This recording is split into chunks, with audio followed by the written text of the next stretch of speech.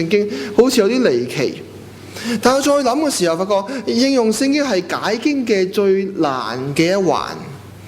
如果我哋講今日福音派嘅危機，好多時候我哋諗福音派有唔同嘅階段，有唔同嘅危機，有某個階段係一個神學嘅危機，係一個信仰危機；有某一個階段係一個解經嘅危機。今日福音派嘅危機係應用嘅危機。嗱，呢一句嘢都未必有咩特別。但下一句你可能覺得唔係好舒服。下一句我想講嘅就係，我哋應用危機唔係我哋應用得唔夠，係我哋太普通、太廣泛嘅應用聖經，或者應該更加正確就係我哋太隨便去應用聖經。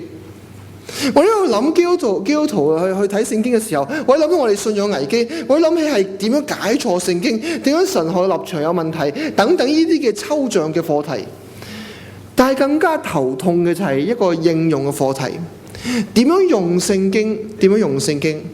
好多時候我哋查經班，我哋都會有人咁講，我哋話：喂，唔好睇咁多啦，唔好講咁多背景啦，唔好講咁多原文，唔好講咁多神學，快啲唔該用聖經俾我聽。講嚟做咩咁抽象嘢？我想快啲用得着。但係點樣可以用到聖經？聖經係咪真係咁容易用？